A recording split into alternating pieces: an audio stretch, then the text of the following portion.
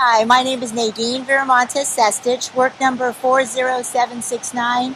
I've been a Marine clerk for 33 years, and I started at the end of 1984. They had to do a massive hiring, and they had to have 30% women on a golden decree.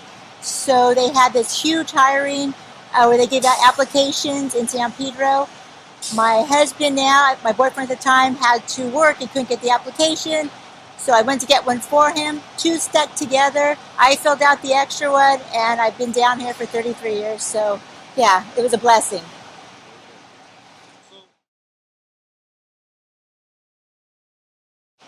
Okay, when we started, it was a difficult time. It was very hard because women weren't accepted down here. There was very few that did work here.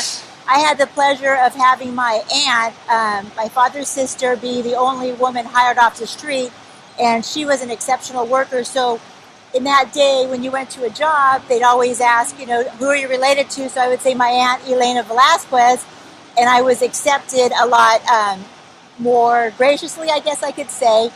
But in the whole, most people didn't want us down here. We were cussed at, spit at, cursed at, everything you could imagine.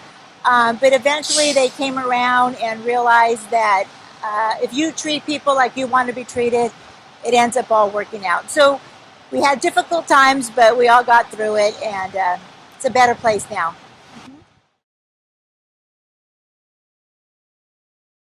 So a typical work day for us depends if you're steady or in the hall. As of the present moment, I'm in the hall, which usually our dispatch is 5:30 in the morning, so we're getting up at 4:15. It's a long day. We go to the dispatch, we get our job at the hall, and it could be anywhere in the LA or Long Beach Harbor, so you really don't know. Once you get dispatched, usually it's before 6 o'clock, you get to your job at 7, you report to your chief, you start working.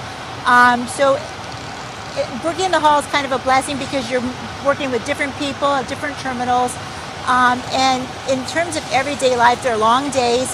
As a working mom, it's difficult when your kids are young because you're getting up so early and you come home late. But it's a blessing because I put myself through college. I'm putting my two sons through college. We've traveled all over the world. We've been able to buy property, help extended families. And I couldn't imagine a life without working in the ILWU as part of the union.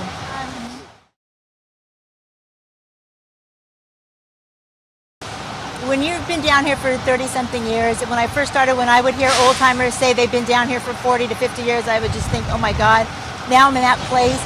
And the history of the union has been for people backbreaking work, fighting for what they believe in.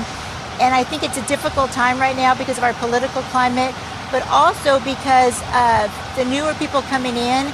There's not that camaraderie than when we first started where everybody knew each other. There's a lot of kind of elitist mentality that we didn't have before. We all worked together and we worked hard.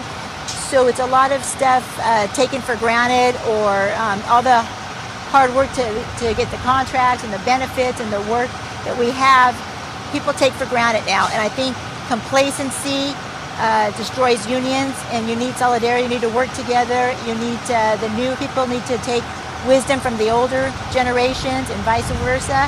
But I feel hopeful, and I think we've had such a strong leadership in our all three locals working together, and as we all work to one, I think that we have a long, prosperous future ahead of us.